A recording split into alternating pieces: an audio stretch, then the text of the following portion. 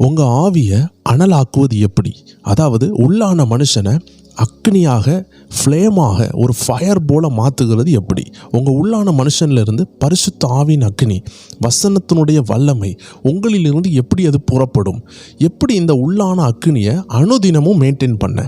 பரிசுத்தமாக வாழணும்னு நினைக்கிறோம், ஆண்டவருக்கு கீழ்ப்படியணும்னு நினைக்கிறோம், அநேக வசனங்களை வாசிக்கிறோம், ஜெபிக்கிறோம், எல்லாம் செய்கிறோம். ஆனால் இந்த உள்ளான அக்னி ஏன் டெவலப் ஆக மாட்டேங்குது? அது ஏன் வளர மாட்டேங்குது? என்னதான் பைபிள் வாசித்தாலும் அது மனப்பாட வசனமாகவே இருக்குது. ஆண்டவர் சொன்ன வார்த்தையின்படி அது ஆவியாகவும் ஜீவனாகவும் எனக்குள்ள வசனம் ஏன் கன்வெர்ட் ஆக மாட்டேங்குது? எப்போ நான் ஜெபிச்சாலும் ஏன் மிராக்கிள்ஸ் நடக்கலை? ஏன் அற்புதம் நடக்கலை? ஏன் ஜெபத்திற்கு ஏன் பதில் கிடைக்கல? வேதத்தில் உள்ள எத்தனையோ பேர் ஜெபித்திருக்காங்க, எல்லாருக்கும் பதில் கிடச்சிருக்கு. எனக்கு ஏன் இந்த வசனம் ஆவியாகவும் ஜீவனாகவும் என் லைஃப்பில் வெளிப்படலை அப்படின்னு அநேக கேள்விகள் இருக்கும். நான் கீழ்ப்படியணும்னு நினைக்கிறேன், என்னால் முடியலை. வேதத்தை எவ்வளோ வாசித்தாலும் அது என் இருதயத்துக்கு போக மாட்டேங்குது. இப்படி பல கேள்விகளோடு இருப்போம். அப்போது நம்ம இருதயத்தை அனலாக்குவது எப்படி? இருதயம் நம்ம உள்ளான மனுஷனை ஆவியில் அனலாய் மாற்றுகிறத எப்படி இது நடக்குது? அந்த ஒரு அருமையான காரியத்தை நம்ம பார்க்க போகிறோம். அநேகர் நினைக்கிறாங்க நம்ம அதிகமாக அந்நிய பாஷை பேசினா ஆவி அனலாகும் நினைக்கிறாங்க. சிலர் நினைக்கிறாங்க அதிகமாக உபவாசம் பண்ணினால் ஆவி அனலாகும்னு நினைக்கிறாங்க. சிலர் நினைக்கிறாங்க நம்ம ஊழியம் செய்தால் தான் நம்ம ஆவி அனலாகும்னு நினைக்கிறாங்க. சிலர் நான் சுவிசேஷம் அறிவித்தால் என் ஆவி அனலாகும்னு நினைக்கிறாங்க. வேதத்தில் வேத ஆதாரத்தோடு எதை செய்தால் நம்ம உள்ளான மனுஷன் அனலாக மாற்றப்படுவான்? இந்த அனலாக மாற்றப்பட்ட ஆவியை தேவன் விரும்புகிறார். ஏன்னா ஆவியில் அனலாக இருக்கிறவங்களை வைத்து தான் ஆண்டவர் மகப்பெரும் காரியங்களை செய்ய முடியும். பவுலுக்குள்ளாடி அவருடைய ஆவி அனல் கொண்டது, பிசாசுகளை விரட்டியது, அற்புத அடையாளங்களை கொண்டு வந்தது. இப்போ இன்னைக்கு உங்கள் ஆவி அனலாக இல்லை என்றால் பாவம் உங்கள் வாசல் படியில் படுத்து கிடக்கும், உங்களுக்குள்ளே வந்துடும். ஒரு எரிந்து பற்றி எரிகிற ஒரு அக்னிக்கு கிட்ட எந்த விலங்காலையும் நெருங்க முடியாது, எந்த பாம்போ பல்லியோ எதாலையும் நெருங்க முடியாது. ஏன்னா அந்த அக்னி சுட்டெரித்து விடும். பவுலுடைய கையில் கூட பாம்பு கடித்த போது அந்த பாம்பை தூக்கி அக்னியில் போட்டார்னு வேதம் சொல்லுகிறது. காரணம் அக்னியானது பாம்புனுடைய விஷத்தையுமே அழித்து விடும். இதே போல நம்ம இருதயத்துக்குள்ள இந்த பரிசுத்த ஆவியின் அக்னி, இந்த வேத வசனத்தினுடைய வெளிச்சம் பலமாக இருக்கும் என்றால் எப்பேற்பட்ட பாவமும் அந்த வெளிச்சத்தினால் கன்சியூம் ஆக்கப்படும். அந்த வெளிச்சம் என்ன செய்யும்? அந்த பாவங்களை, அந்த சர்ப்பத்துக்கு ஏதுவான விஷம் நிறைந்த அந்த கொடூர பாவங்களை இந்த வேத வசனத்தின் வெளிச்சம், இந்த அக்னி என்ன செய்யும் என்றால் கரித்து சாம்பலாக்கி விடும். ஆனால் உங்களுக்குள்ள அக்னி இல்லை என்றால் அந்த பாம்போ பல்லியோ நாய்க்குட்டிகளோ பூனைக்குட்டிகளோ இந்த அடுப்பு கிட்ட சாம்பல் மட்டும் கிடக்கு, அதில் அக்னியே இல்லை. அதிலெல்லாம் கதகதப்பாக சூடு இல்லாமல் பற்றி எரியாமல் அப்படியே மங்கி போய் கிடக்குதுன்னா இந்த சாம்பல் கிட்ட எல்லா பூனையும் பல்லியும் பாம்பும் பாச்சா எல்லாம் வந்து கிடக்கும். காரணம் அதுக்கு இதமான சூடு கிடைக்குது. அப்போது ஒரே அடுப்பு தான், பற்றி எரிந்தால் எந்த ஜந்துக்களும் அதுக்கிட்ட வரலை. அதே அடுப்பு தான் பற்றி எரியாமல் அப்படியே சோர்ந்து போய் மங்கி போய் இருந்துச்சுன்னா அதுக்கிட்ட எல்லா விலங்குகளும் எல்லா ஊரும் பிராணிகளும் வந்து அடைக்கலம் பெற்றுக்கொள்கிறது, குளிரில் இருந்து தப்பிக்கிறதுக்காக கதகதப்பை பெற்றுக்கொள்கிறது. ஆனால் பற்றி எரிந்தால் அந்த அக்னி அவைகளை சுட்டெரிக்கிறது. இதே போல தான் நம்ம இருதயத்துக்குள்ளாடி இந்த அக்னி பற்றி எரிந்தால் பாவமானது நம்மளை விட்டு ஓடி போகும். ஆனால் இந்த அக்னி பற்றி எரியாமல் ஒரு சாம்பலை போல் இருந்துச்சுன்னா அநேக பாவங்கள் நம்ம அண்டை வந்து நம் அண்டே குடியிருக்கும், குளிர் காய்ந்து கொண்டிருக்கும். தேவஜனங்களே, இன்னைக்கு இந்த அருமையான பதிவு உங்களுக்கு ஒரு பூஸ்ட் குடித்தது போல, உங்கள் உள்ளான மனுஷனுக்கு ஒரு சத்தான ஆகாரம், நல்ல வைட்டமின்ஸ் நியூட்ரிஷன் நிறைந்த ஒரு ஆகாரம் போல கண்டிப்பாக இது பரிசுத்த ஆவியினால் உங்களுக்கு கொடுக்கப்படும் என்பதில் எந்த சந்தேகம் இல்லை. நீங்கள் மட்டும் கொஞ்சம் டைம் செலவழித்து, எவ்வளோ விஷயங்களுக்கு டைம் செலவழிக்கிறீங்க, உங்கள் வாழ்க்கையை முன்னேற்றமாக மாற்றுகிறதற்காக ஒரு தொழில் பண்ணால் கூட, எதை படித்தால் கூட எவ்வளோ டைம் செலவழித்து நம்ம வாழ்க்கையை இந்த உலக விஷயத்திற்காக டைம் செலவழிக்கும் பொழுது கர்த்தருடைய வார்த்தையை கேட்கறதற்காக கொஞ்சம் டைம் ஒதுக்கி உங்களுக்கு நேரம் இருக்கும் பொழுது முழுவதாக இந்த பதிவை கேட்டு பாருங்கள். நான் கண்டிப்பாக சொல்ல முடியும், இதனுடைய முடிவில் கர்த்தர் உங்களை ஒரு புதிய உயரத்துக்கு கொண்டு போவார். இந்த வீடியோ முடியும் பொழுதே உங்கள் வாழ்க்கையில் வாழ்க்கையில் ஒரு பெரிய மாற்றத்தை உணர்வீங்க. நெடுநாளாக உள்ள சந்தேகம் மாறும். இத்தனை நாள் நான் சபைக்கு போகிறேன், ஆராதிக்கிறேன், ஆண்டவரை தேடுகிறேன், ஆனாலும் எனக்குள்ள ஒரு உண்மையான அக்கினி இல்லையே. நான் சபைக்கு போகும்பொழுது ஒரு அக்கினியை உணர்கிறேன், வீட்டுக்கு வந்தோன்னே அது டவுன் ஆகிடுது. ஏன் என்னுடைய வாழ்க்கையில் ஒரு மாற்றம் இல்லை, வாழ்க்கை தரத்தில் உள்ள மாற்றம் இல்லை? எல்லா கேள்விகளுக்கும் ஒரு பதிலாக மாறும் என்பதில் எந்த சந்தேகமும் இல்லை. கண்டிப்பாக இந்த அக்கினி எப்படி உருவாகுது என்பதை நாம் தெள்ள தெளிவாக வேத வசனத்துடைய ஆதாரத்தோடு நம்ம பார்க்க போகிறோம். ஒருவேளை நம்ம அறியாமையில் என்ன நினச்சிருப்போம், சபைக்கு போகிறதுனால அக்கினி கூடலாம், உபாசிக்கிறதுனால அக்கினி கூடலாம், ரொம்ப ஜெபிச்சு கொண்டே இருந்தால் அக்கினி கூடலாம், இப்படியெல்லாம் யோசித்திருக்கலாம். இதெல்லாம் தவறு கிடையாது. இது எல்லா விஷயமும் நம்மளுடைய பரிசுத்த ஆவியின் அக்கினியை நமக்குள்ள கூட்டுகிறதற்கு உதவி செய்யக்கூடிய ஒரு சைடில் உள்ள ஹெல்பிங் ஆப்ஜெக்ட்னு சொல்லலாம். இப்போ ஒரு தீ எரியுதுன்னா அந்த தீயை இன்னும் அனலாக்குறதுக்கு என்ன செய்வாங்கன்னா புனல் வச்சுருப்பாங்க. அதை ஊதுனா இன்னும் ப்ளோ பண்ணால் இன்னும் தீ கூடும். அந்த தீயை இன்னும் ஃபாஸ்ட்டாக எரிய வைக்கிறதுக்கு மணனை வச்சுருப்பாங்க. இப்படி நிறைய விஷயம் இருக்குது. தீயை பற்ற வைக்கிறதுக்கு தீக்குச்சி வச்சுருப்பாங்க. ஆனால் மையப்பொருள்னு ஒன்று இருக்குது. தீ நின்று எரியக்கூடிய ஒரு மையப்பொருள் தான் விறகு. அந்த விறகு எதா இருக்கிறது?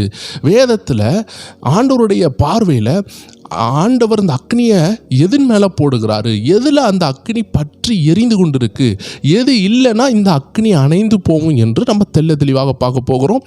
நீங்கள் பார்த்து கொண்டு இருக்கிறது ஸ்பிரிச்சுவல் WF என்ற ஆவிக்குரிய ரகசியங்களை வெளிப்படுத்தும் ஒரு நல்ல சேனல்.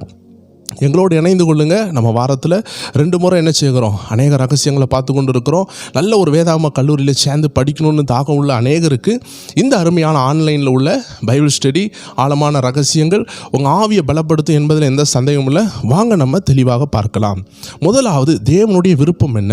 ரோமர் 12:11 வசனம் சொல்லுகிறது, அசதியாயிராமல் ஜாக்கிரதையாக இருங்க, ஆவியிலே அனலாயிருங்க, கர்த்தருக்கு ஊழியம் செய்யுங்கள். இதில் அந்த 2வது பாயிண்ட், ஆவியிலே அனலாயிருங்க. இந்த 3 பாயிண்டையுமே நீங்கள் எடுத்து பார்க்கலாம். ஒரு ஆள் ஊழியம் செய்யணும்னா முதல்ல அவங்களுக்கு ஜாக்கிரதை உள்ள ஒரு வாழ்க்கை வேணும். ஊழியம் மட்டும் இல்லை, தனிப்பட வாழ்க்கையில் பிசாசினுடைய பிடியிலிருந்து பிசாசுக்கு அடிக்ட் ஆகாத, பிசாசை ஜெயிக்கிற ஒரு வாழ்க்கை, மாம்சத்தை ஜெயிக்கிற ஒரு வாழ்க்கை, இச்சைகளை ஜெயிக்கிற ஒரு வாழ்க்கை நமக்கு வேணும்னா அந்த 11வது வசனத்தை எடுத்துக்கொண்டு அந்த 3 காரியங்களையுமே நீங்கள் ஃபாலோ பண்ணிங்கன்னா கண்டிப்பாக ஒரு நல்ல பரிசுத்த வாழ்க்கையை வாழலாம். ஏன்னா அந்த 3 ஆலோசனையுமே ஒரு 3 அம்புகள் போல, ஒரு 3 ரகசியம் போல, 3 திறவுகோல் போல இருக்கிறது. முதல்ல அசதியாக இருக்கக்கூடாது, ஜாக்கிரதையாக இருக்கணும். ஜப வாழ்க்கை, பைபிள் வாசிப்பு, சபை கூடுதல், கர்த்தருக்கேற்ற விஷயங்கள், முதலாவது அவரை தேடுகிற ராஜ்யம், அவர் அந்த ராஜ்யத்தை தேடுகிற அந்த உணர்வு, இது எல்லாத்துலேயுமே நம்ம என்ன செய்யணுமா, ஜாக்கிரதையாக இருக்கணும்னு வேதம் சொல்லுகிறது. 2வது விஷயம், ஆவியில் அனலாயிருங்க. 3வது விஷயம், கர்த்தருக்கு ஊழியம் செய்யுங்கள். அது வீட்டுக்குள்ளனாலும் சரி, வெளியேனாலும் சரி, நீங்கள் சாட்சியாக வாழ்ந்து அநேகருக்கு சுவிசேஷம் அறிவிக்கணும். அப்போது இந்த 3மே இருந்தால் நீங்கள் செம்மையான ஒரு காரியத்தை செய்யலாம். இப்போது இதில் அந்த நடுவில் உள்ள காரியம், ஆவியில் அனலாயிருங்கள். இந்த 2வது விஷயம், அந்த 11வது வசனத்தில் உள்ள 2வது பாகம், ஆவியில் அனலாயிருங்கள், பி ஃப்ளேம் இன் ஸ்பிரிட். ஏன் இந்த ஆவியில் அனலாக இருக்கணும்னு வேதம் சொல்லுதுன்னா, பழைய ஏற்பாட்டுனாலும் சரி, புதிய ஏற்பாட்டுனாலும் சரி, இந்த அக்கினி தங்கக்கூடிய இடம் எதுவாக இருக்குதுன்னு நம்ம இன்றைக்கி இந்த ரகசியத்தை பார்க்க போகிறோம். பழைய ஏற்பாட்டில் ஒரு ரகசியத்தை நீதிமொழிகள் 20:27 ஆண்டோடைய வார்த்தை சொல்லுகிறது, மனுஷனுடைய ஆவி கர்த்தர் தந்த தீபமாக இருக்கிறது, அது உள்ளத்தில் உள்ளவைகள் எல்லாம் ஆராய்ந்து பார்க்கும். பாருங்களேன், கர்த்தர் மனுஷனுக்கு கொடுத்திருக்கிற இந்த ஆவி எப்படி இருக்குதான், தீபமாக இருக்குதான், வெளிச்சமாக இருக்குதான். அதனால தான் பவுல் மூலமாக ஆண்டு சொல்லுகிறார், ஆவியில் அனலாயிருங்க. அப்போ அந்த வெளிச்சம் ஸ்ட்ராங்காக எரிஞ்சால் அநேகருக்கு அது பயன்படும். அந்த வெளிச்சம் மங்கி எரிஞ்சிச்சுன்னா அது அப்படியே கரிஞ்சு போய் அணைஞ்சு போய் ஒரு 6 மாதம் அணைஞ்சு போய் ஒரு 6 மாதம் வெளிச்சமாக இருந்துச்சுன்னா எரிந்த 6 மாதம் அநேகருக்கு பிரயோஜனப்பட்டுச்சு. எரியாத 6 மாதம் ஒருத்தருக்கும் பிரயோஜனப்படலை. அப்போ நம்ம அக்னியை குறைவாகவும் இருக்க முடியும், அக்னி எரியாமலும் இருக்க முடியும், அக்னி நல்லா எரிய முடியும், அக்னி பற்றி எரியவும் முடியும். நம்ம ஆண்டவருடைய இருதயத்தின் விருப்பம் என்ன? இதோ பூமியில் அக்னியை போட வந்தேன், அது பற்றி எரிய விரும்புகிறேன்னு சொல்லுகிறாரு. எந்த ஒரு விஷயமா இருந்தாலும் அதற்கு ஒரு பவர் தேவைப்படுகிறது. பற்றி எரியணும்னா அதற்கு நிறைய எரிபொருள் தேவைப்படுகிறது. அப்போது ஒரு விளக்குன்னு சொல்லும் பொழுது அதில் எண்ணெயை மாற்றணும், அதில் உள்ள அழுக்குகளை மாற்றணும், பழைய திரிகளை மாற்றணும். அப்போதான் அந்த விளக்கு நல்லா ஜொலித்து எரியும். கரிஞ்சு போன திரி இருந்துச்சுன்னா கண்டிப்பாக அந்த விளக்கு என்ன செய்யாது, ஜொலித்து பிரகாசிக்காது. இதே போல் நம்ம உள்ளான மனுஷனில் சுத்திகரிப்பா என்று விரும்புகிறார். அதை பற்றி எரிய வைக்க அன்று விரும்புகிறார். இது வேதத்திலிருந்து நம்மளால் கண்டுபிடிக்க முடிகிறது.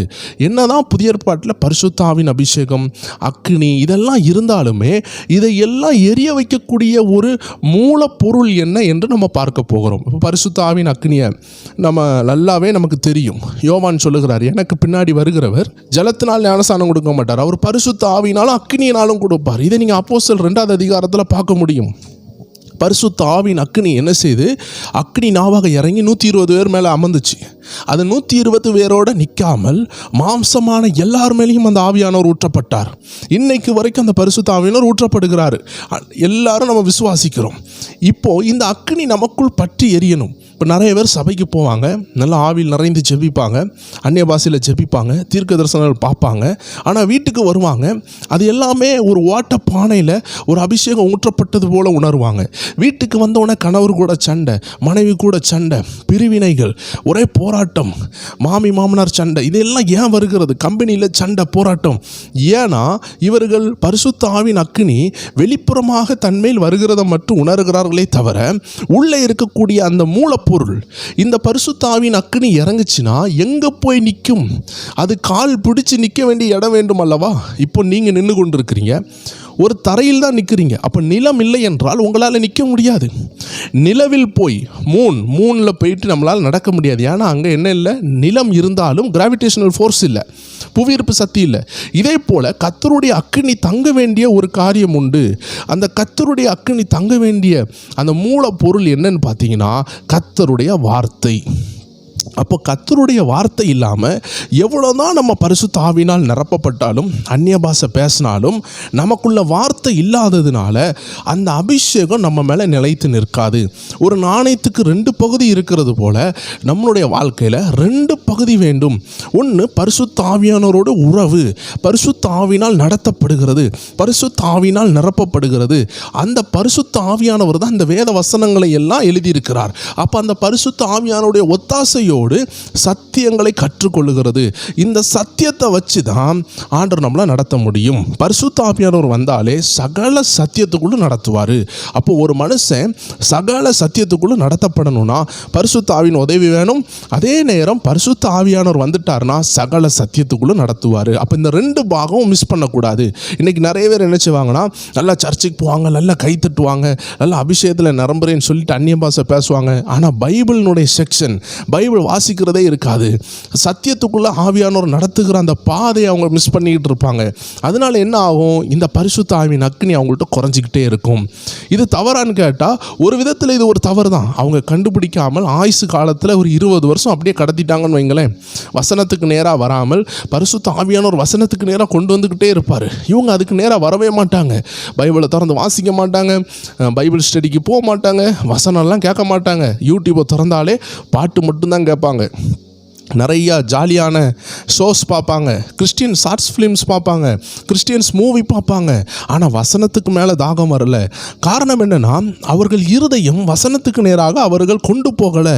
ஏன்னா இருதயம் தானாக நல்ல வழியில் நடக்காது, நம்ம தான் அதை கொண்டு போகணும். நம்ம கடந்த வீடியோலலாம் இருதயத்தை பற்றி பார்த்துருக்குறோம். அப்போ இருதயத்தை நம்ம தான் செம்மையான வழியில் நடத்தணும். பரிசுத்த ஆவியின் ஆலோசனையோடு வேத வசனத்தோடு நம்ம தான் அதை கடிவாளம் போட்டு கண்ட்ரோல் பண்ண வேண்டியது இருக்கிறது.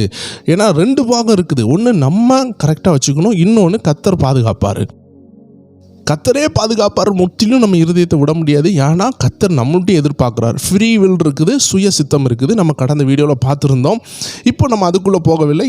நம்ம இருதயத்தில் உள்ள இந்த சாராம்சம், இந்த வசனத்துக்கு நேராக வரலாம். ஏன்னா ஆண்டோடைய வார்த்தை எப்படி இருக்குது?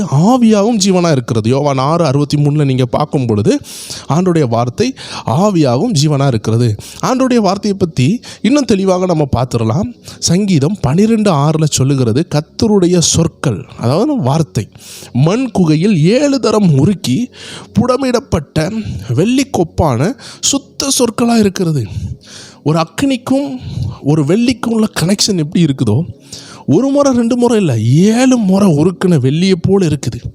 அப்போ அக்னியோடு பழக்கமுள்ள ஒரு வெள்ளியை போல கர்த்தருடைய வார்த்தை அக்னியாக இருக்கிறது. அந்த வார்த்தை சுத்தமாக இருக்கிறது. எபேசியர் 6:17 கூட நீங்கள் பார்க்கலாம். கர்த்தருடைய வார்த்தை எப்படி இருக்குதுன்னா ஆவியின் பட்டயமாக இருக்குது. அப்போ கர்த்தருடைய வார்த்தைன்னு வந்தாலே அது ஆவிக்கு சம்பந்தமாக இருக்குது, உள்ளான மனுஷனுக்கு சம்பந்தமாக இருக்குது. அது மாம்சத்தோடு சம்பந்தப்படுத்த முடியாது. கர்த்தருடைய வார்த்தை நம்ம ஆவியோடு சம்பந்தப்பட்டதாக இருக்குது. அதனால தான் அது ஆவியின் பட்டயமாக இருக்குது. இப்போ மாம்சத்தோடு சம்பந்தமாக இருந்துச்சுன்னா நம்ம வீட்டில் உள்ள இந்த மாம்சத்தின் கத்திகள் எல்லாம் மாம்சத்தோடு சம்மந்தமாக இருக்குது. அப்போ மாம்சத்தோடு சம்மந்தம் இல்லைன்னு சொன்னோன்னே நீங்கள் குழம்பிடக்கூடாது. ஒரு எடுத்துக்காட்டு சொல்கிறேன் பாருங்களேன். நீங்கள் கிச்சனுக்கு போகிறீங்க, அங்கே போனால் என்ன கத்தி இருக்கும்? காய்கறி வெட்டுற கத்தி இருக்கும், கேக்கு வெட்டுற கத்தி இருக்கும். இப்போது ஷேவிங் கடைக்கு போகிறோம், பியூட்டி பார்லர், ஷேவிங் கடை, முடி வெட்டுற கடை, இங்கெல்லாம் போனீங்கன்னா மீசை வெட்டுறது, தாடி வெட்டுறது, இப்படி நிறைய ஷேவிங் பிளேட்ஸ்லாம் இருக்கும், கத்திரிக்கோள்லாம் இருக்குது. இதெல்லாம் மாம்சத்துக்கு உதவி செய்கிற கத்தி. அடுத்தது ஒரு யுத்தம்லாம் வருது, அப்போது கையில் பெரிய பெரிய கத்தி எடுத்துகிட்டு என்ன செய்கிறாங்க? முந்தைய நாட்களில் என்ன செஞ்சாங்க? யுத்தத்துக்கு போனாங்க. இது மாம்சத்துக்கு உதவி செய்கிற கத்திகள். ஆனால் ஆவிக்குரிய மண்டலத்தில் பிசாசை ஜெயிக்கக்கூடிய ஒரு பட்டயம் இருக்குது, அந்தகார ஆவிகளை ஜெயிக்கிற வெட்டுகிற பட்டயம் இருக்குது, துரத்துகிற பட்டயம் இருக்குது, நம்மளை பாதுகாக்கிற ஒரு பட்டயம் இருக்கிறது. அதுதான் வேத வசனம். இது ஆவியோடு சம்பந்தமானது. இதை நம்ம கண்களால் பார்க்க முடியலை. இருதயத்தில் வசனங்களை வாஸ்து ஜெபிக்கிறவங்களுக்கு கண்ணுகளுக்கு தெரியாத ஆவிக்குரிய பட்டயம் அவங்க கையில் இருக்கும். பில்லிசூனியம், மாந்திரீகம், பொல்லாத ஆவிகள் அவங்களை ஜெயிக்காதபடிக்கு அவர்களுடைய கையில் இருக்கிற அந்த ஆவியின் பட்டயம் அவர்களை பாதுகாக்குது. ஏன்னா வேத வசனம் ஒரு பட்டயமாக இருக்குது, வேத வசனம் அக்னியாக இருக்குது, வேத வசனம் வெளிச்சமாக இருக்குது. இப்படி அக்னிக்கு சம்பந்தமாக நிறைய வசனம் இருக்குது. எபிரேயர் 4:12 பார்த்தீங்கன்னா தேவனுடைய வார்த்தையானது ஜீவனும் வல்லமையும் உள்ளதாக இருக்குது, அது உயிர் உள்ளதாக இருக்குது. இருபுறம் கருக்குள்ள எந்த பட்டயத்திலும் கருக்கானதாயும் ஆத்மாவையும் ஆவியையும் கணுக்களையும் ஊனையும் பிரிக்கத்தக்க உருவ குத்துகிறதாயும் இருதயத்தின் நினைவுகளையும் யோசனைகளையும் வகையறுக்கிறதாயும் இருக்கிறது. அப்போ ஆண்டோடைய வார்த்தையை பயங்கரமாக கிரியை செய்து இந்த வார்த்தையை தான் பரிசுத்த ஆவியானவர் உபயோகப்படுத்துகிறார். சரி, இந்த வார்த்தை அக்னியாக இருக்குதுன்னு சொல்கிறதுக்காக நிறைய வசனங்கள் இருக்குதுன்னு சொன்னேன். அதில் ஒரு சில வசனங்களை நம்ம என்ன செய்ய போகிறோம்? வேகமாக பார்த்து இந்த அக்னியை நம்ம எப்படி பற்ற வைக்கணும்னு சொல்லி சில அனுபவ ரீதியாக நம்ம பார்க்க போகிறோம். நம்ம எல்லாருக்குமே தெரியும், இந்த வேத வசனம் தான் நம்மளை பாவம் செய்யாமல் பாதுகாக்குது, இல்லையா? பழைய ஏற்பாட்டிலலாம் இந்த பரிசுத்த ஆவி நிறைவோ அந்நிய பாஷையோ தீர்க்க தரிசனமோ அந்த மாதிரி பெர்சனலாக தனிப்பட்ட நபருக்கு கொடுக்கப்படவில்லை. ஏதோ ஒரு நபர் என்ன செய்வாங்க? தரிசனம் பார்ப்பாங்க, ஆவினால் நிரப்பப்படுவாங்க. ஆனால் புதிய ஏற்பாட்டில் எல்லாருக்கும் அந்த கிருபை கொடுக்கப்பட்டிருக்கு. எல்லாருக்கும் கொடுக்கப்பட்டிருந்தாலும் அவர்கள் வசனத்தை நோக்கி வரவில்லை என்றால் அந்த அபிஷேகம் வீணாகிவிடும். யாரெல்லாம் வசனத்துக்கு கீழ்ப்படியிலையோ, யாரெல்லாம் எழுதப்பட்ட வார்த்தைக்கு தன் செவியை சாய்க்கலையோ, அவர்கள் எல்லாரும் சொந்த உபதேசத்தை உருவாக்குவாங்க, சொந்த கற்பனை கடவுளை உருவாக்குவாங்க, வேதத்துக்கு புறம்பான சில தீர்க்க தரிசனங்களை அவர் பெற்றுக்கொள்வாங்க. இப்போது வேத வசனம் தெரியலன்னா திடீர்னு அவர்களுக்கு ஒரு தூதர்கள் காட்சியளிப்பாங்க. அந்த தூதர் சொல்லுவாங்க, நான் தான் இயேசு கிறிஸ்துன்னு சொல்லுவாங்க. உடனே நம்பிடுவாங்க. அந்த வந்த ஆவி பரிசுத்த ஆவியானவரா, பரிசுத்த ஆவியின் மூலமாக வரப்பட்டதா, கர்த்தருடைய ஆவியானவர் தான் அந்த தரிசனத்தை கொடுத்தாரான்னு எப்படி நம்ம நிதானித்து அறிய முடியும்? வேத வசனம் இருந்தால்தான் அறிய முடியும். வேத வசனம் இல்லை என்றால் ஒளியின் தூதனுடைய வேஷத்தை தரித்து கொண்டு பொல்லாத ஆவிகள் ஒரு காட்சி அளித்தால் இந்த ஆவி கர்த்தரிடத்திலிருந்து வந்ததா என்று சோதித்து அறியத்தக்கதான நிதானிக்கக்கூடிய உள்ளான மனுஷன் உள்ள கணிப்பு இல்லாததுனால அசுத்த ஆவிகள் இன்னைக்கு நிறைய வேற ஏமாத்துகிறது. நிறைய பேருக்கு சொப்பனங்கள் ஒளியின் தூதனிடத்திலிருந்து, அதாவது ஒளியின் தூதன் வேஷத்தை தரித்த சாத்தானிடத்திலிருந்து வருகிறது. இதை தவிர்க்கிறதுக்காக தான் நம்ம இருதயத்தில் வசனம் உள்ளவர்களாக இருக்க வேண்டும். இருதயத்தில் வசனம் இருந்தால் என்ன நடக்கும்னு சங்கீதம் 119:11 வேதம் அழகாக சொல்லுகிறது. நான் உமக்கு விரோதமாக பாவம் செய்யாதபடிக்கு உமது வாக்கை என் இருதயத்தில் வைத்தேன். அப்போ வசனம் ஒரு அக்னி மாதிரி இருக்குது. அந்த அக்னி அவங்க இருதயத்தில் வச்சிட்டிங்கன்னா எந்த பாவம் அதுக்கிட்ட வந்தாலும் இந்த அக்னி எரியறதுனால, இந்த வல்லமை உள்ள இருக்கிறதுனால நம்ம பார்த்தோம் வசனம் எவ்வளோ வல்லமை உள்ளதாக இருக்குதுன்னு பார்த்தோம். அது சிந்தனைகளை வகையறுக்கிறதா இருக்குது, ஆவியையும் ஆத்மாவையும் பிரிக்கிறதா இருக்குது. எந்த இருபுறம் கருக்குள்ள பட்டயத்திலையும் இது கருக்கானதாக இருக்குது, இது ஆவியின் பட்டயமாக இருக்குது, இது அக்னியாக இருக்குது. இப்படி பல விஷயங்களை நம்ம பார்த்தோம். அப்போ இந்த பட்டயம் நம்ம இருதயத்தில் இருக்கும் பொழுது எல்லா அந்தகார ஆவிகளும் பாவங்களும் நம்மளை ஜெயிக்க முடியாது. அப்போ இந்த வசனம் இல்லைன்னா ஒரு ஊழியக்காரர் நமக்கு தீர்க்க தரிசனம் சொல்லுகிறவரோ இல்லை நம்ம தலையை தொடுகிறவரோ இல்லை அந்நிய பாஷையில் ஒரு ஆள் பேசும் பொழுதோ உங்களுக்குள்ள வசனம் இல்லைன்னா, இந்த ஆவியில் அனலாக நீங்கள் இல்லைன்னா, வந்திருக்கிற நபர் பேசுகிற நபர் இது பரிசுத்த ஆவினால் பேசுகிறாங்களா இல்லை அசுத்த ஆவின் ஏவுதலில் பேசுகிறாங்களான்னு உங்களுக்கு கண்டுபிடிக்க முடியாது. இதற்கு எடுத்துக்காட்டு சொல்கிறேன் பாருங்களேன். பேதுரு ஆண்டவராக இயேசு கிட்ட கொஞ்ச நேரத்துக்கு முன்னாடி என்ன சொன்னார்னா, ஒரு பெரிய ரகசியத்தை சொல்லி ஆண்டவராக இயேசு என்ன செஞ்சார்னா பாராட்டினார். ஆனால் அதே பேதுரு பிசாசினால் ஏவப்பட்டு ஒரு தவறான விஷயத்தை சொல்லி இயேசு அவனை பார்த்து கடிந்து கொண்டார். அப்போ ஒரே நபர் ஏவப்பட்டு பேசினார். ஒன்று தேவனால் ஏவப்பட்டு பேசினார், இன்னொன்று பிசாசினால் ஏவப்பட்டார். அப்போ நீங்கள் இயேசு கிறிஸ்துவை போல தெளிவாக இல்லைன்னா, இயேசு கிறிஸ்து தெளிவின் ஆவியானவராக தெளிவான ஆவி உடையவராக இருந்தார். அப்போ நமக்கு அந்த தெளிவின் ஆவி வசனத்தின் மூலமாக தான் வரும். இந்த தெளிவின் ஆவி நமக்கு இல்லைன்னு வைங்களேன், என்ன ஆகும்? எதிர்த்து பேசுகிற நபர், நமக்கு முன்பாக நின்று நமக்கு எதிராக நின்று பேசுகிற நபர் நல்லதை சொன்னாலும் கெட்டதை சொன்னாலும் அந்த நபர் என்ன சொல்கிறாங்க நம்ம கணிக்கிறதுக்கு வேத வசனம் தான் உதவி செய்யும். அப்போ இயேசுக்கு வேத வசனம் தெரிஞ்சதுனால, பரிசுத்த ஆவியின் உதவி இருந்ததுனால, இந்த ரெண்டுமே இருந்ததுனால பேதுரு மூலமாக பிசாசு பேசுச்சுன்னு கண்டுபிடிச்சிட்டாரு. நம்ம இயேசு கிறிஸ்துவே ஒரு பெரிய எக்ஸாம்பிள், ஒரு நல்ல எடுத்துக்காட்டு. அவர் பிசாசினால் சோதிக்கப்படும் பொழுது பரிசுத்த ஆவியின் வல்லமையினால் மட்டும் அவர் பிசாசை விரட்டலை. இப்போ ஜனங்களுக்குள்ளாடி பிசாசு இருந்த பொழுது இயேசு என்ன செஞ்சார்? அப்பாலே போ சாத்தானேன்னு சொல்லி விரட்டினார். அப்போ கைகளை காமிச்சார், வெளியே போச்சு, ரெண்டுமே நடந்துச்சு. ஆனால் தாங்கிட்ட அந்த தனிப்படையான சோதனை, அந்த உபாச நேரத்தில் தனியாக இயேசு சோதிக்கப்படும் பொழுது கையை காமிச்சு போ அப்படின்லாம் ஆண்டு சொல்லலை, அப்பாலே போன்னுலாம் சொல்லிகிட்டு இருக்கலை. இயேசு வார்த்தையினால் ஜெயித்தார். அவருக்குள்ள வார்த்தை இருந்துச்சு, அந்த வார்த்தையை பேசினார். அதனால் எல்லா நேரமும் என்ன செய்ய முடியாது, நம்ம அப்பாலே போன்னு சொன்னால் மட்டும் அவன் போக மாட்டான். சில நேரம் நமக்குள்ள வசன அறிவு இருக்கான்னு பிசாசு செக் பண்ணுவான். சில பண ஆசையை கொடுப்பான். நீங்கள் வசன அறிவு இல்லாமல், இப்போ வசன அறிவு இருந்தால் நீங்கள் சொல்வீங்க பணம் கர்த்தர் தருவார், பண ஆசை எல்லா தீமைக்கும் வேற இருக்குது, அதனால் நான் இந்த பாவத்துக்கு உடப்பட மாட்டேன்னு சொல்லிட்டீங்கன்னா அவன் பார்ப்பான், பரவாயில்லையே இவனுக்கு நல்லா வசன ஞானம் இருக்குது, இவனை ஈஸியாக ஜெயிக்க முடியாது, அப்போ இன்னொரு ஆளை நம்ம ஏமாத்தலான்னு போயிடுவான். ஆனால் அதே வசன அறிவு இல்லைன்னா, ஓஹோ நல்ல பணம் வருது, நம்ம கர்த்தருக்காக 4 விஷயம் செய்யலாம், என் பிள்ளைகளை கட்டி கொடுக்கலாம், வீடை கட்டலாம் அப்படின்னு சொல்லிட்டு கொஞ்சம் பண ஆசை இருந்தால் நம்மளை வஞ்சித்துருவான். அதே நேரம் கர்த்தர் தராத பணம் எனக்கு வேண்டாம்.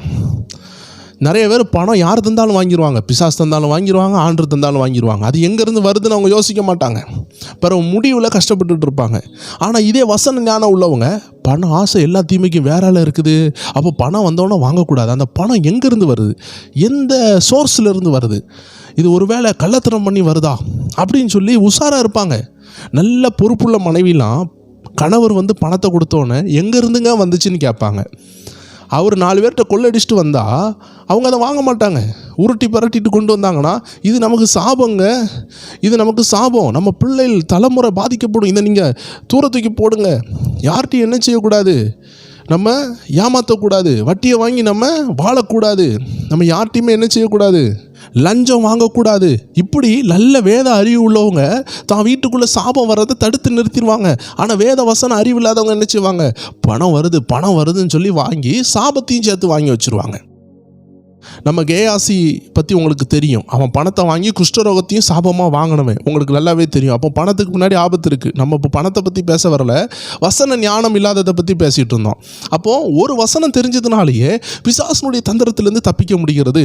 இப்படி இயேசு என்ன செய்தார், அந்த உபத்திரவத்தின் மத்தியில் 40 நாள் உபாசத்தின் மத்தியில் பிசாசை பார்த்து அப்பாலே போன்னு மட்டும் சொல்லாமல் வசனத்தையும் பேசினார். ஏன்னா பிசாசு என்ன செய்ய வந்திருக்கான், வசனம் தெரியுதா, வசனம் இருந்தால் தான் இவர் ஜெயிப்பாருன்னு பிசாசுக்கு தெரியும். அப்போ என்ன தான் பரிசுத்த ஆவியானவர் கூட இருந்தாலும், லூக்கா 4:1 மத்தேயு 4:1 பார்த்தீங்கன்னா பரிசுத்த ஆவியானவர் தான் அந்த உபத்திரத்துக்கு நேராக வழி நடத்துகிறாரு. வனாந்திரத்துக்கு நேராக நடத்துனது பரிசுத்த ஆவியானவர் தான். ஆனால் பிசாசை ஜெயிக்கிறதுக்கு உதவி செய்ய போகிறது வசனம். பரிசுத்த ஆவியானவர் கூட தான் இருக்கிறாரு. ஆனால் பரிசுத்த ஆவியானவர் சொல்லி கொடுத்த வசனத்துக்கு நம்ம நிற்கலை, அந்த வசனத்தை நம்ம கவனிக்கலைன்னா பிசாசு நம்மளை ஜெயித்துருவான்.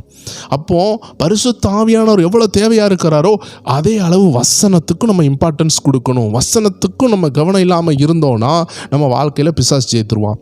சரி, வசனத்தை குறித்து இந்த வசனம் அக்னியாக இருக்குது, இந்த அக்னி நமக்குள்ளே பெருகணும், அதுதான் நம்மளுடைய டைட்டில், அதுதான் நம்மளுடைய ரகசியம். இன்றைக்கி நமக்குள்ளே இருக்கிற இந்த அக்னியை எப்படி பெருக பண்ணணும். நம்ம எல்லாருக்குள்ளாடி அக்னி இருக்குது, எல்லாருமே மறுபடி பிறந்தவங்க. மறுபடி பிறந்த எல்லா உள்ளான மனுஷனும் ஆவியும் அக்னியை சுமக்கிறது தான். ஆனால் அந்த அக்னி இன்னும் பற்றி எரியணும், அந்த அக்னி இன்னும் ஜொலிக்கணும். அதுதான் நம்மளுடைய ஆசை. நம்ம இன்னும் ஆவிக்குரிய வாழ்க்கையில் உயரணும். நம்ம இருக்கிற இந்த கட்டம் போராது, இன்னும் அடுத்த லெவலுக்கு போகணும்னு சொல்லி தான் நம்ம எல்லாருமே கேட்டுக்கொண்டு இருக்கிறோம். அப்போ முதலாவது நம்ம வார்த்தை அக்னியாக இருக்குதுன்னு பார்த்துட்டோம். இந்த வார்த்தை இல்லாமல் அக்னி என்ன செய்யாது, நிலச்சி நிற்காதுன்னு நம்ம பார்த்துட்டோம். இந்த வார்த்தை இனி நமக்குள்ளே அக்னியாக பெருகிறதுக்கு என்னெல்லாம் செய்யணும் சில வசனங்களை வாசித்துருவோம். அதற்கு அடையாளமாக எரேமியா 20:9 எரேமியா இவ்வாறாக சொல்லுகிறார், ஆதலால் நான் அவரை பிரஸ்தாபம் பண்ணாமல் இனி கர்த்தருடைய நாமத்தை பேசாமலும் இருப்பேன் என்றேன். ஆனாலும் அவருடைய வார்த்தை என் எலும்புகளில் அடைப்பட்டு எரிகிற அக்னியைப் போல் என் இருதயத்தில் இருந்தது, அதை சகித்து இளைத்து போனேன். பார்த்தீங்களா வசனம் எப்படி இருந்துச்சா?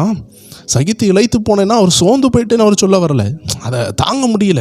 ஆண்டு சொன்ன வார்த்தையை ஆண்டவர் இவருக்கு வார்த்தையை கொடுக்குறாரு. அதை வெளியே சொன்னால் எல்லோரும் இவரை அடிக்க தான் செய்கிறாங்க, தூக்கி கிணத்துல தூக்கி போடுறாங்க, உபத்திரத்துக்கு மேலே உபத்திரம்.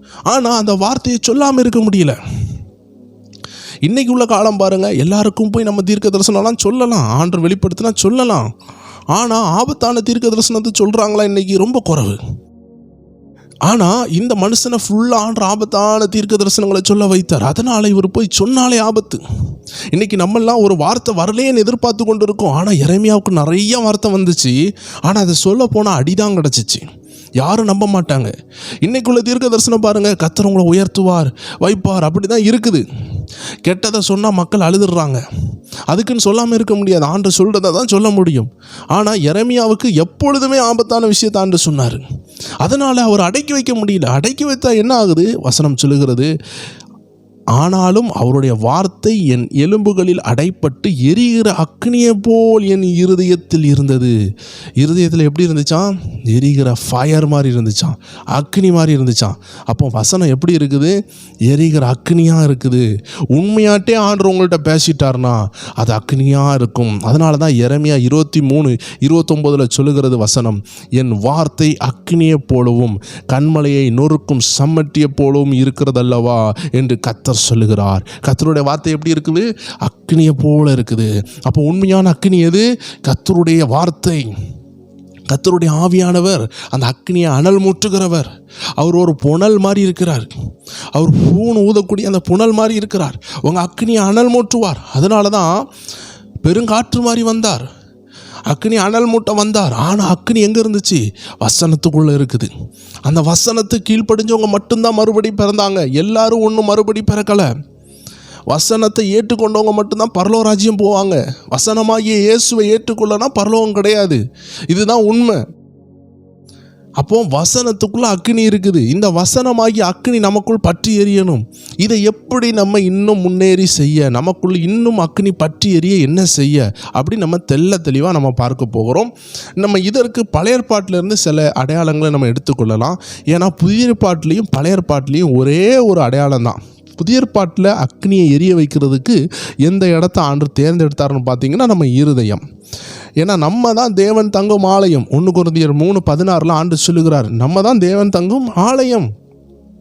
இந்த ஆலயத்துக்குள்ளாடி பலிபீடம் இருக்குது, இந்த ஆலயத்துக்குள்ளே விளக்கு இருக்குது, இந்த ஆலயத்துக்குள்ளே கர்த்தருடைய பெட்டி இருக்குது.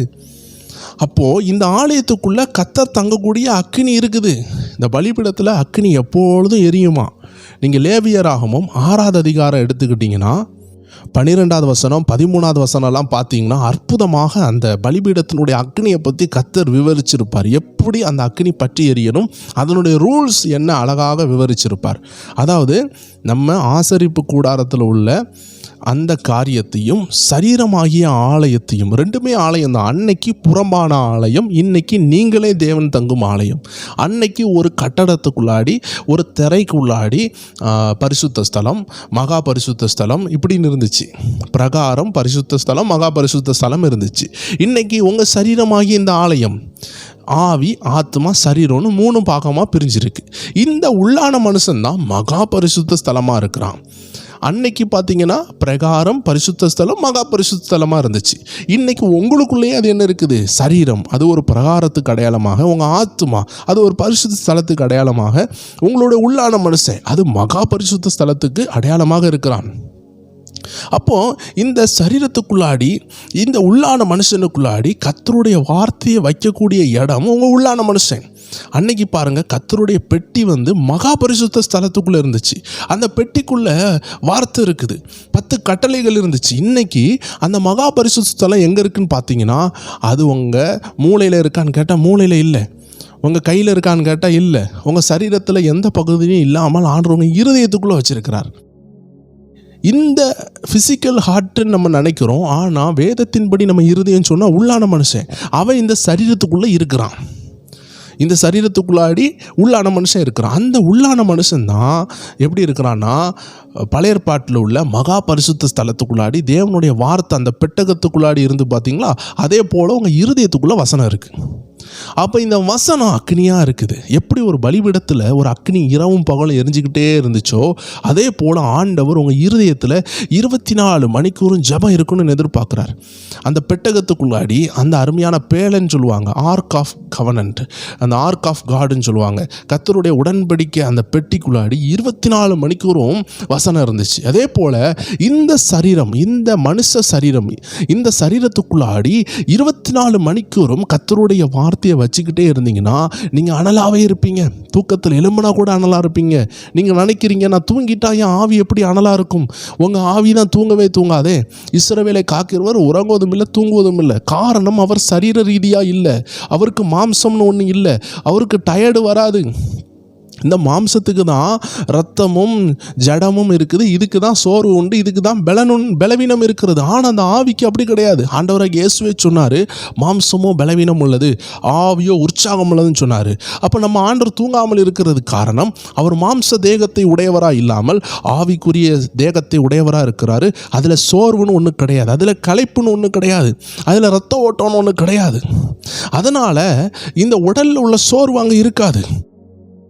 அதே போல தான் தேவஜனமே, என்னைக்கு தான் உங்கள் சரீரம் சோர்வாக இருந்தாலும் டயர்டாக இருந்தாலும் உங்கள் உள்ளான மனுஷன் உற்சாகமாக இருக்கிறான்.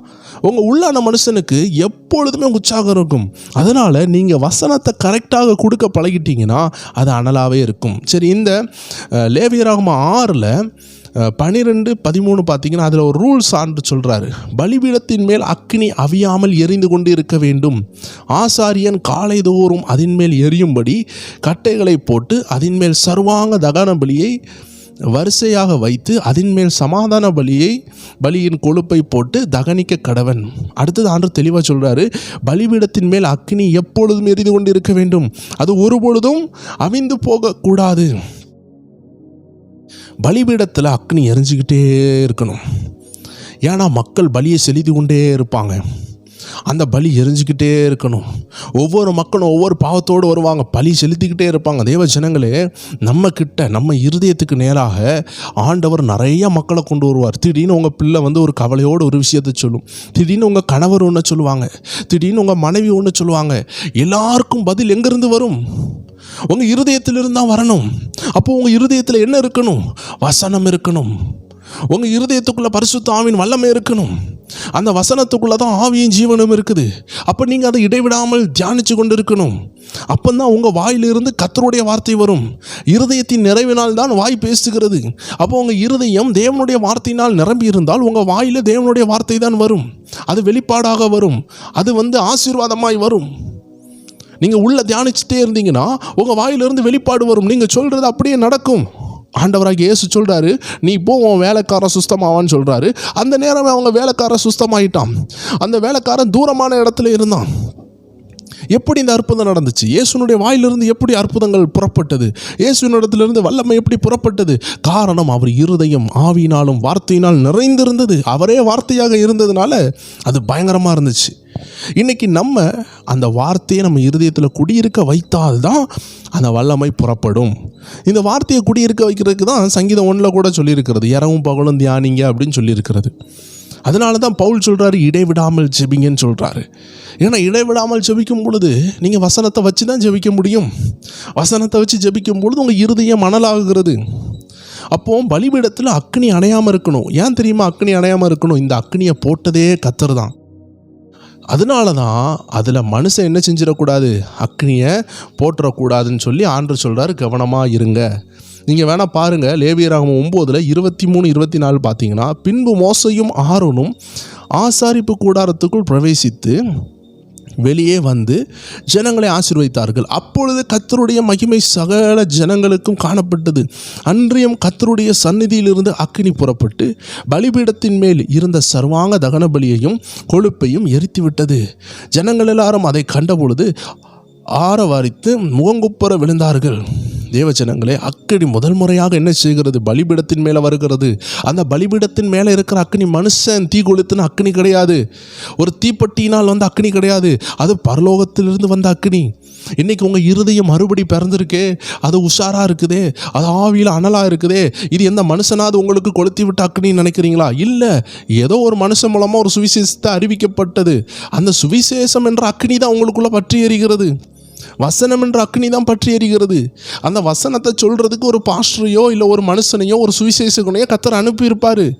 ஆனால் அந்த மனுஷன் அதை பற்ற வைக்கல. உங்களுக்குள் நற்கிரியைகளை தொடங்கினது கர்த்தர், உங்கள் விசுவாசத்தை தொடங்கினது கர்த்தர். ஆனால் அது ஒரு மனுஷன் மூலமாக உங்களுக்கு சொல்லியிருப்பார். ஒரு மனுஷன் உங்களுக்கு சுவிசேஷம் அறிவிச்சிருப்பாங்க. ஆனால் அந்த அறிவிக்கப்பட்ட சுவிசேஷத்துக்குள்ளே இருந்த வார்த்தை தான் இன்னைக்கு உங்களுக்குள்ள அக்னியாக இருக்கிறது. அப்போ அந்த அக்கினியை அணைந்து போகாமல் நீங்கள் காத்துக்கொள்ள வேண்டும். அப்போ முதல் முறை உங்களுக்குள்ளாடி சுவிசேஷம் வந்த பொழுதே அது அக்கினியை பற்ற வைத்துட்டு, இப்போது வாழ்க்கையில் வந்த சோதனையினால் போராட்டனால அது அணைந்து போயிருக்கும். நிறைய பேர் கேட்டால் சொல்லுவாங்க, அன்னைக்கு இருந்த ஜபம் இல்லை, நான் ரட்சிக்கப்பட்ட நாட்களில் இருந்த அந்த அன்பு இப்போ என்கிட்ட இல்லை, அந்த ஆதி அன்பை இழந்திருக்கிறேன். காரணம் வாழ்க்கையில் வந்த போராட்டம். ரட்சிக்கப்பட்ட ஃபஸ்ட்டு 10 நாளும் 20 நாளும் சோதனை இருக்காது. ஒரு மாதம் 2 மாதம் கழித்த பிறகு தான் சோதனைகள் வரும். சில நேரம் உடனே வரலாம், நம்ம டைம் சொல்ல முடியாது. ஆனால் ரட்சிக்கப்பட்ட கொஞ்ச நாள் அவங்க அந்த அன்புக்குள்ளே இருப்பாங்க. சோதனை வரும் பொழுது தான் எல்லாமே வெளுக்க ஆரம்பிக்கும், சாயமெல்லாம் போக ஆரம்பிக்கும். உண்மையாட்டே ஆண்டவரை நேசித்தால் மட்டும்தான், ஆண்டவர் மேலே அன்பு இருந்தால் மட்டும்தான் நம்ம நிலச்சி நிற்க முடியும். அதனால தான் அநேகருடைய அக்னி அணைந்து போய் இருக்கிறது. ஆனால் நல்லா புரிஞ்சுக்கிடணும், இந்த அக்னி கர்த்தர் மட்டும்தான் தர முடியும். பலிபீடத்தில் வந்த அக்னி கர்த்தர் கொடுத்த அக்னி. அதனால தான் 120 பேர் மேலே வந்த அக்னி கர்த்தர் போட்ட அக்னி. அதனால் அதை நம்ம அவித்து போடக்கூடாது. எந்த மனுஷனாலே அதை பற்ற வைக்க முடியாது. அதை நம்ம வர்த்திக்க தான் பண்ணணும். வந்த அக்னி அணைஞ்சு போகாதபடி நம்ம காத்துக்கொள்ளணும். அதனால தான் பவுல் சொல்லுகிறாரு 1 தெசலோனிக்கேயரில், ஆவியை அவித்து போடாதிருங்கள், அழகாக சொல்லுகிறாரு 5:19. அப்போது ஆவியை அணைந்து போக முடியும். To not quench the spirit. ஆவியை அவித்து போடாதீர்கள். வேத வசனத்தை அடுக்கி வைக்கணும். ஆண்டு சொல்கிறார்களா, அந்த அக்னி அவியாமல் இருக்கணும்னா பழைய ஏற்பாட்டில் என்ன செய்யணுமா? நம்ம வாசித்தோம் அல்லவா, லேவியராகமம் 6:12. அதில் என்ன போட்டிருக்கிறது? ஆசாரியர்கள் என்ன செய்யணுமா? சர்வாங்க தகன பலியை வரிசையாக வைக்கிறதுக்கு முன்னாடி என்ன செய்யணும்? ஆசாரியன் காலைதோறும் அதன் மேல் எரியும்படி கட்டைகளை போட்டு. கட்டை இல்லைன்னா தீ எரியாது. இதான் விஷயம். தீ எரியும். எப்போ எரியும்? கட்டை இருக்கணும். பேப்பரை போட்டால் 5 நிமிஷத்தில் என்ன செஞ்சிடும்? புஷ்ஷுன்னு போயிடும். இன்றைக்கி நிறைய பேர் இப்படி தான் இருக்கிறாங்க, பேப்பர் மாதிரி. சில பாஸ்டர் சொல்கிற கோட்டிங்ஸ் எல்லாம் வச்சு அவங்க வாழ்க்கையை நடத்திடலாம்னு நினைப்பாங்க. நிறைய பேர் இந்த மோட்டிவேஷ்னல் ப்ரீச்சிங்லாம் கேட்பாங்க. நிறைய ரீல்ஸு, ஷார்ட்ஸு, நிறைய மனுஷங்க பேசுகிற இந்த கான்ஃபிடென்ஷியலான சில விஷயங்கள், கோட்ஸ் எல்லாம் எடுத்து வச்சுருப்பாங்க.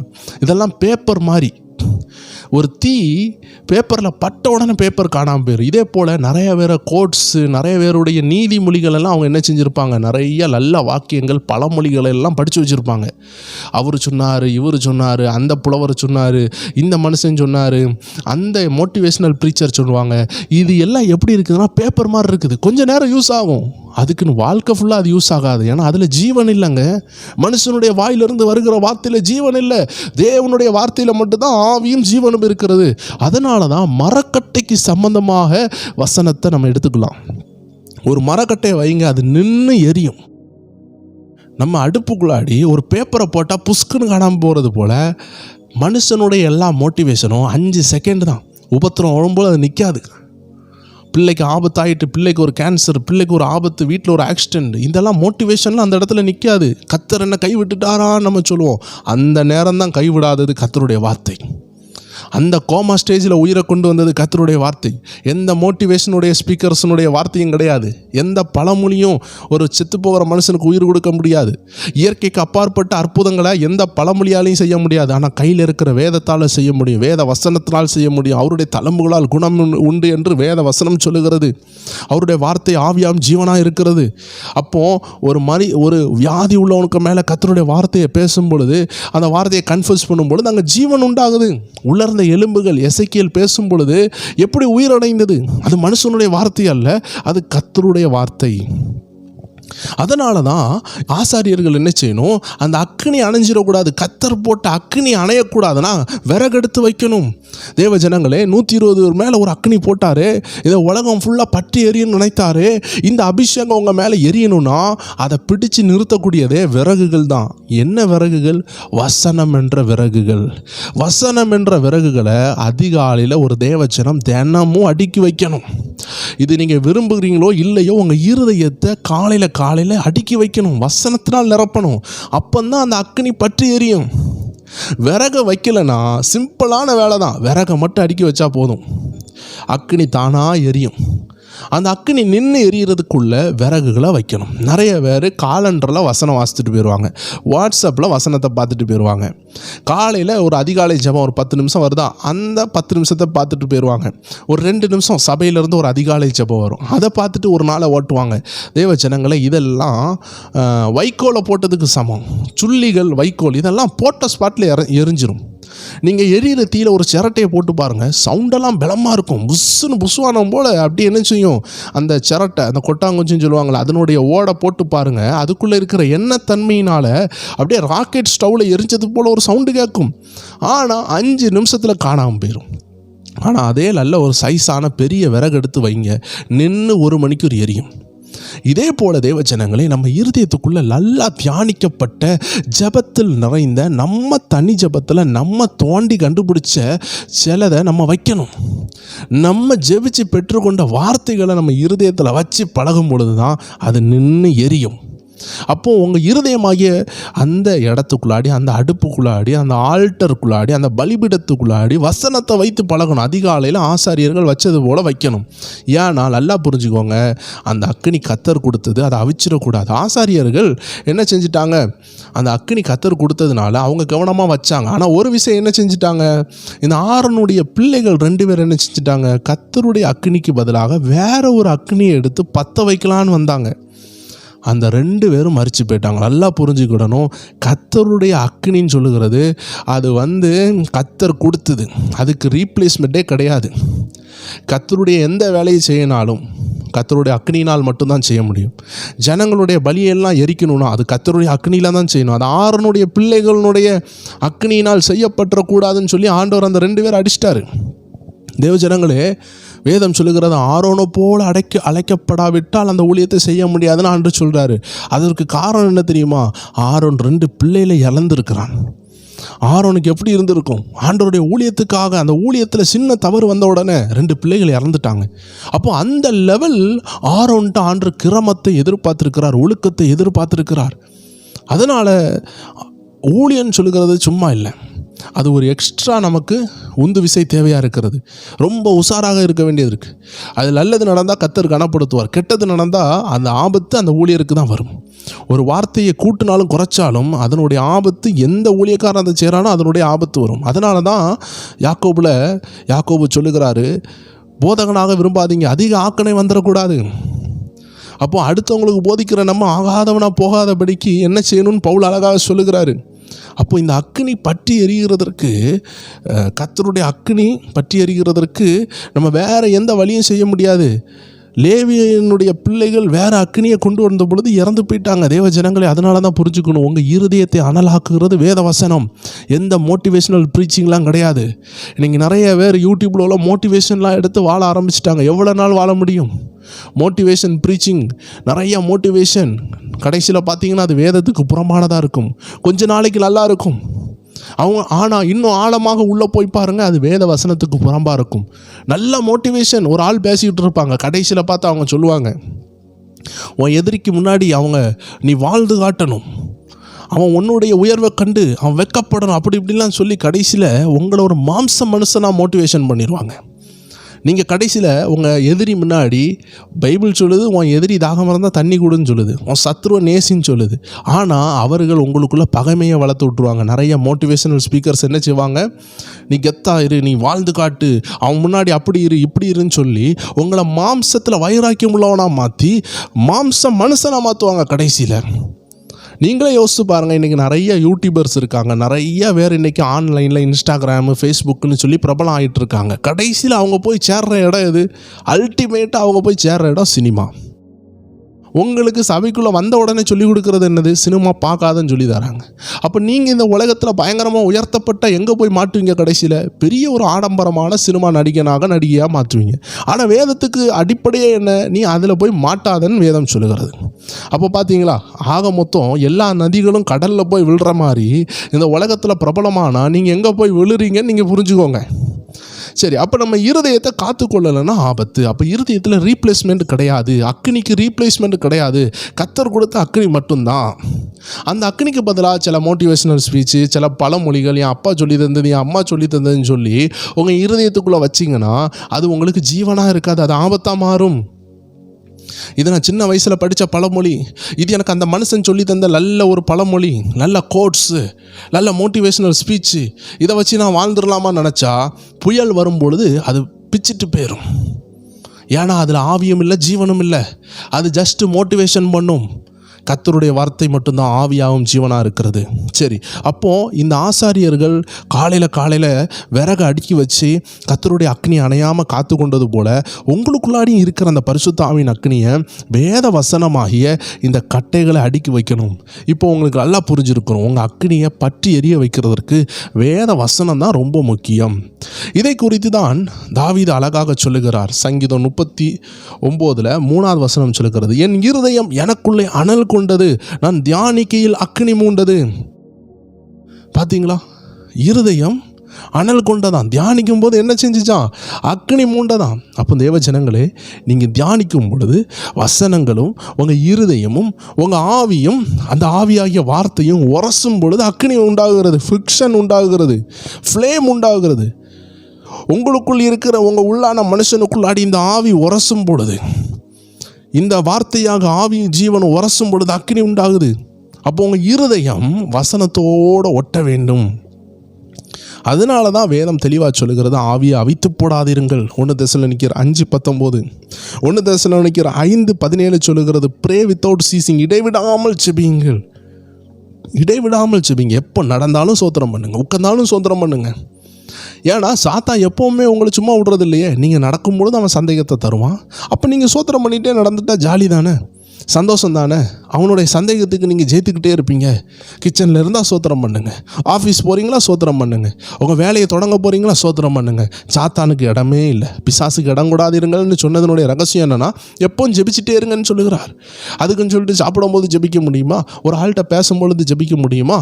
முடியாது தான். ஆனால் நீங்கள் ஜெபிக்கிறதுக்கு உபயோகப்படுத்துகிற ஒரு காரியம் உங்கள் வாய் கிடையாது, உங்கள் இருதயம். அதெல்லாம் புரிஞ்சுக்கிடணும்.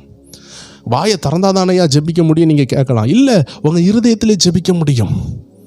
நிறைய நேரம் நீங்கள் தூங்கி கொண்டு இருக்கும் பொழுது உங்கள் உள்ள ஒரு பாட்டு ஓடிக்கொண்டிருக்கும், உள்ள ஒரு வசனம் ஓடிக்கொண்டிருக்கும். இந்த அனுபவத்தை பெற்றவர்கள் நிறைய பேர் இருப்பீங்க. காரணம், உங்கள் வாய் தேவையே கிடையாது. உங்கள் வாய் சில குறிப்பிட்ட நேரத்தில் நீங்கள் ஆண்டவரை உயர்த்துறதுக்காக உபயோகப்படுத்தினீங்களே தவிர மற்ற 24 மணிக்கூர் உங்கள் இருதயத்துக்குள்ளே அந்த அக்னி இருக்கும். வசனத்தை தியானித்து கொண்டே இருக்கலாம். அதுக்கு உங்கள் வாய் தேவையில்லை. எப்பவும் வாயை திறந்து சொல்லிகிட்டே இருந்தால் வாய் வலிக்கும். அதனால தான் ஆண்டவர் சொல்லுகிறார் சங்கீதம் 1, இரவும் பகலும் அந்த தியானி. அப்போ வாயை திறந்து சொல்லிக்கிட்டே இருந்தால் மற்ற வேலையெல்லாம் எப்போ பார்க்க முடியும்? யோசித்து பாருங்கள். ரோட்டில் போகிறீங்க, வாயை திறந்து வசனம் பேசிட்டே போனீங்கன்னா உங்களை பார்த்து ஏதோ இவனுக்கு மூளை வளர்ச்சி பிரச்சனை போல், மனநல பிரச்சனைன்னு சொல்லிடுவாங்க. ஆனால் அதை நீங்கள் இருதயத்தில் சொல்லிக்கொண்டே போகிறீங்க. ஒரு கடைக்கு போகிறீங்க, இருதயத்தில் ஒரு வசனத்தை தியானிச்சுட்டே போகிறீங்க. அது உங்களுக்கு அனலை உண்டாக்கும். வசனம் அனலை உண்டாக்குமா இல்லையான்னு பார்த்தீங்கன்னா, லூக்கா 24:32 சொல்லுகிறது, எம்மாவூர் சீடர்கள் இயேசு பேசுகிற வார்த்தையை கேட்டுக்கொண்டே போகும்பொழுது அந்த வார்த்தை அவர்கள் காது வழியாக போய் அவர்கள் இருதயத்துக்குள்ளே போகும்பொழுது அவர்கள் சொல்கிறாங்க, அவர் பேசின பொழுது நம்ம இருதயம் அனல் கொள்ளவில்லையா, கொழுந்து விட்டு எரியவில்லையா? தாவீதும் சொல்லுகிறார் பார்த்தீங்களா, நான் தியானிக்கையில் அக்னி மூண்டது. அப்போ வசனத்தை இருதயத்தில் கொண்டு வர அக்னி மூடும். நிறைய பேருக்கு இருதயத்துக்குள்ளே வசனத்தை எப்படி கொண்டு வரணும்னு தெரியாது. அது சிந்தனையிலேயே உட்கார வச்சுருவாங்க. பைபிளை வாசித்துக்கிட்டே இருப்பாங்க. அவங்களுக்கு சிந்தனையிலே வசனம் இருக்கும். சிந்தனையில் இருக்கிற வசனம் பேர் மனப்பாட வசனம். இருதயத்துக்கு வர்ற வசனம் தான் ஆவியின் ஜீவனுள்ள வார்த்தை. அப்போ நம்ம பழைய ஏற்பாட்டில் உள்ள வசனத்தையும் புதிய ஏற்பாட்டில் உள்ள இந்த ஆவியில் உள்ள அக்னியையும் நம்ம இணைத்து பார்த்தோம். பழைய ஏற்பாட்டில் வெளிப்பிரகாரமான ஆலயம் இருந்தது, அது பேர் ஆசரிப்பு கூடாரம். அதுக்குள்ளே பலிபீடம் இருந்துச்சு, அதுக்குள்ளே விளக்கு இருந்துச்சு, அதுக்குள்ளே மகா பரிசுத்த ஸ்தலத்துக்குள்ளாடி ஆசரிப்பு பெட்டிக்குள்ளாடி வசனம் இருந்துச்சு. அப்போது 3 இடத்துலையுமே ஆண்டவர் ஒரு அக்னியை வைத்திருந்தார். மகா பரிசுத்த ஸ்தலத்துக்குள்ளே இருந்தது 10 கட்டளை, அதுதான் ஆண்டவருடைய வார்த்தை அக்னியாக இருக்கிறது. பரிசுத்த ஸ்தலத்துக்குள்ளாடி ஒரு விளக்கு இருந்துச்சு, அதில் எண்ணெயை மாற்றி அந்த விளக்கை பற்ற வைக்கிறது ஆசாரியர்களுடைய கடமை. பிரதான ஆசாரியன் மட்டும்தான் மகா பரிசுத்த ஸ்தலத்துக்குள்ளே போக முடியும். ஆனால் பிரகாரம்னு சொல்ல பார்த்தீங்கன்னா வெளிப்பிரகாரம்னு ஒன்று இருந்துச்சு, அதுதான் முதல் பிளேஸ். அங்கே தான் பலிபீடம் இருந்துச்சு. அந்த பலிபீடத்துலேயுமே அக்னியை மாற்றி வச்சுக்கொண்டே இருக்கணும். இதே போல் இந்த சரீரமாகிய ஆலயத்தில் ஆவி, ஆத்மா, சரீரம்னு 3 இடம் இருக்கிறது. இந்த 3 இடத்தையுமே நம்ம சுத்தமாக வைக்கிறதுக்கு தான் நம்ம இருதயத்தை நம்ம கையில் எடுக்கிறோம். நம்ம இருதயத்துக்குள்ள வசனங்களை வைக்க அது சுத்தமாக மாறிக்கொண்டு இருக்கும். இருதயம் சுத்தமாக இருந்தால் நம்ம ஆத்மா சுத்தமாக இருக்கும்.